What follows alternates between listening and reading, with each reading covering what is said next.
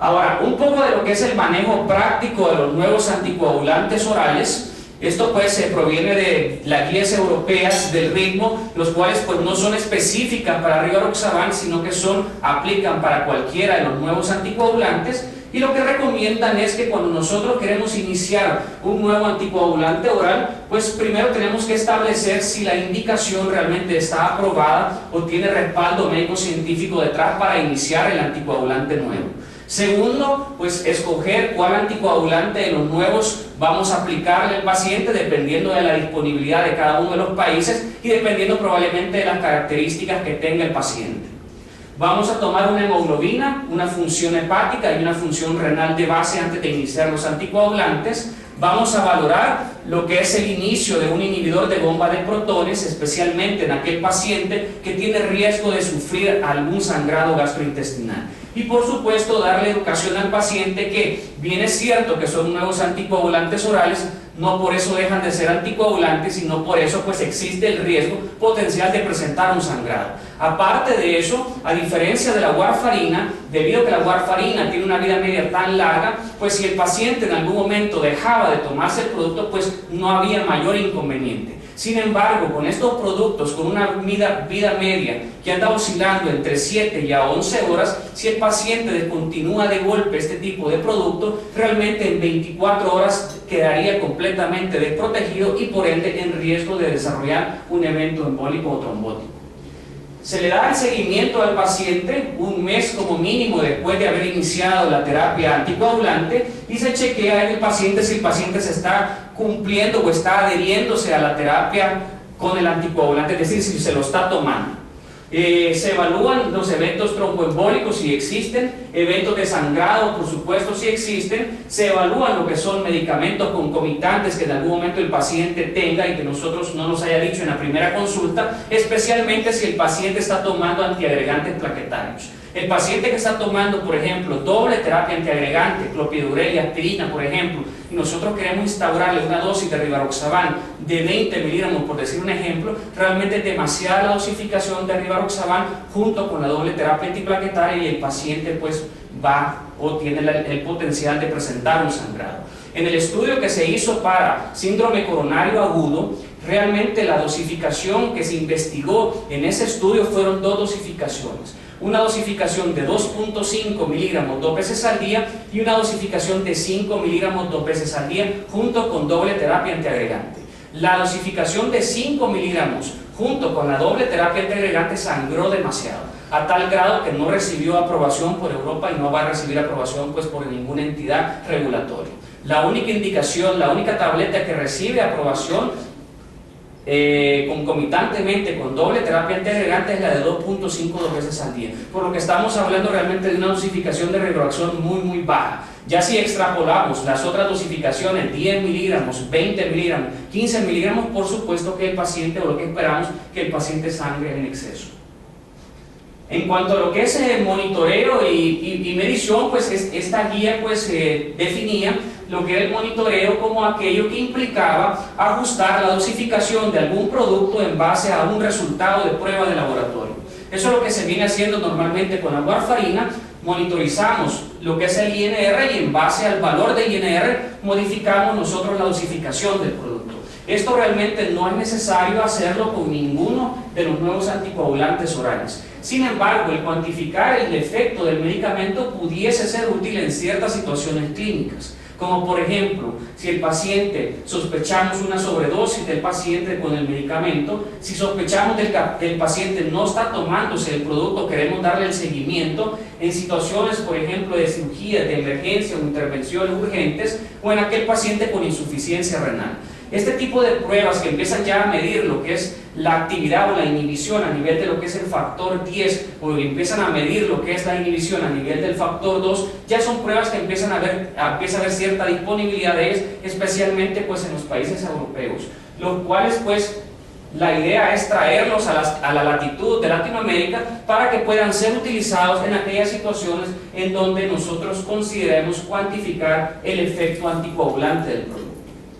Ahora, para hacer ciertos switcheos, que esto es recomendación también de las guías, nos dicen que si el paciente en algún momento tiene warfarina y nosotros queremos traslaparlo o pasarlo a un nuevo anticoagulante oral, pues la recomendación es descontinuar la warfarina y medir un INR. Simplemente medir el INR para descartar que ese INR no lo tenga muy elevado el paciente y que nosotros no instauremos el nuevo anticoagulante y provoquemos un sangrado. Pero si esa INR se encuentra entre 2, 2.5 o un valor inferior, pues con toda seguridad podemos iniciar el nuevo anticoagulante oral en este paciente.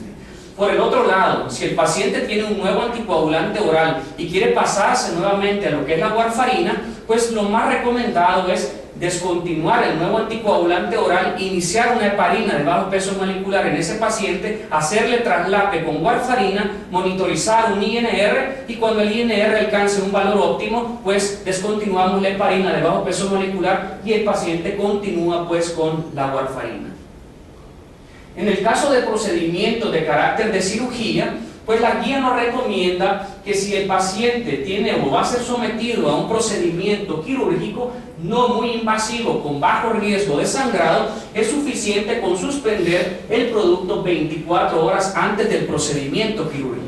Sin embargo, si es un procedimiento quirúrgico mucho más invasivo, en el cual hay mayor riesgo de presentar sangrado, pues la guía recomienda suspender el producto 48 horas antes de la cirugía. Se instaura el medicamento lo más pronto posible, siempre y cuando la hemostasia lo permita. En tiempo esto podría andar oscilando entre las primeras 8 y 12 horas después del procedimiento quirúrgico, avalado también esto por los estudios que se hicieron en el campo de cirugía ortopédica. No se necesita hacer ningún puenteo con heparinas de bajo peso molecular, sino que de un inicio iniciamos con el producto. Ahora, si se trata de una cirugía de emergencia, pues debe ser manejada como con cualquier anticoagulante, estar preparados en el momento pues, que el paciente llega a quirófano.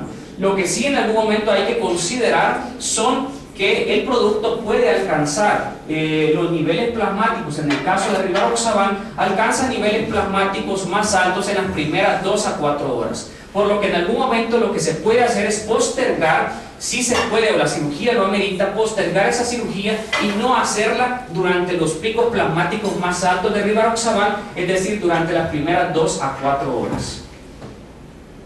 Estos son los pacientes, esto se aplica para cualquier tipo de anticoagulante. Por supuesto que existen pacientes que tienen algún riesgo incrementado de presentar sangrado cuando estos van a ser anticoagulados.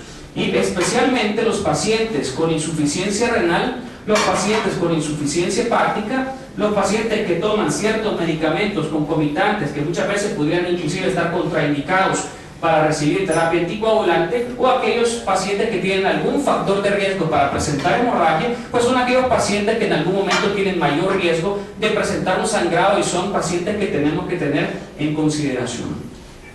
Existen ciertas guías también dentro de este documento que nos dicen pues cómo deberíamos de tratar al paciente que está presentando sangrado. Y así pues divide al sangrado en un sangrado menor, en un sangrado de moderado a severo o aquel sangrado que puede poner en peligro a la vida del paciente.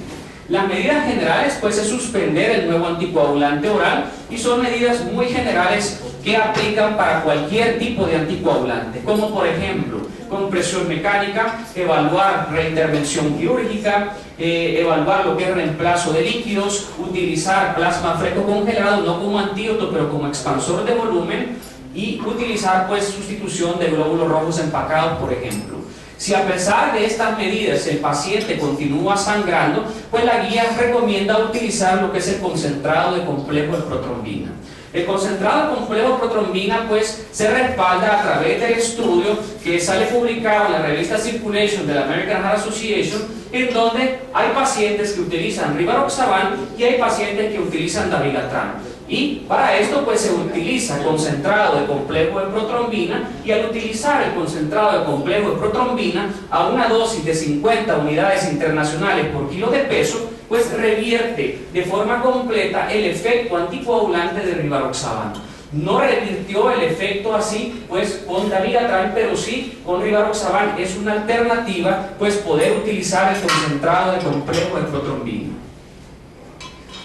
De igual manera, pues existe actualmente en desarrollo un antídoto específico para lo que van a ser las moléculas que inhiben el factor 10 activado. Este es un antídoto que no es específico para rivaroxaban, que va a aplicar para todos los nuevos anticoagulantes orales que inhiban el factor 10 activado y que de igual manera también va a servir para inhibir o para las moléculas también, como por ejemplo las heparinas de bajo peso molecular. Este es un antídoto que actualmente está trabajado por una universidad de San Francisco que se llama Portola, que es una industria también asociada a lo que es la industria farmacéutica. Se está trabajando actualmente con la industria farmacéutica que llevan a cabo los nuevos anticoagulantes orales. Ya pues terminó los estudios fase 2 y va a entrar pues a estudio fase 3 este antídoto, el cual probablemente a finales ya de este año podríamos tener pues alguna novedad o alguna noticia al respecto. Y esto sería una especie de conclusiones para finalizar, en donde podríamos decir que hay nuevos anticoagulantes orales en el mercado. Unos están en fase de desarrollo todavía, otros pues ya están completamente desarrollados, como en el caso de rivaroxaban.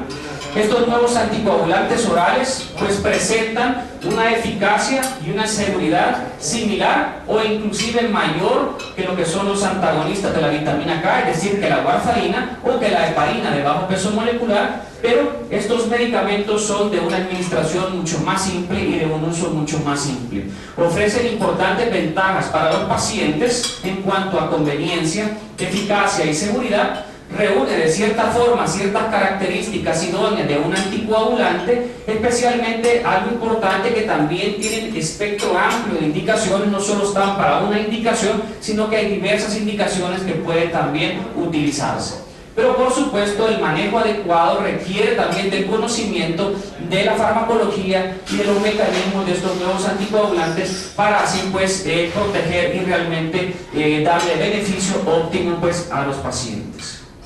Estas son algunas frases ya para finalizar. Una frase por Isaac Newton que dice: lo que sabemos es una gota de agua, lo que ignoramos es el océano. Creo que en ese momento estamos con los nuevos anticoagulantes orales. Los nuevos anticoagulantes orales, el que tiene más historia es rivaroxaban, con una historia de aproximadamente 5 años, pero sí creo y considero que hay que darle tiempo al tiempo y determinar realmente si lo que está escrito en papel pues es lo mismo que en la práctica clínica ya cotidiana, y por lo tanto falta pues mucho por ir conociendo de estas nuevas moléculas. Albert Einstein pues dice: no pretendas que las cosas cambien si siempre actúas de la misma manera. Y Johann Caspar pues dice: si quieres ser sabio, aprende a interrogar razonablemente, a escuchar con atención, a responder serenamente y a callar cuando no tengas nada que decir. Y yo me encuentro en ese momento pues de que ya no tengo más que decir, y por eso pues les agradezco realmente la atención, y cualquier pregunta pues estamos a la orden. Muchas gracias.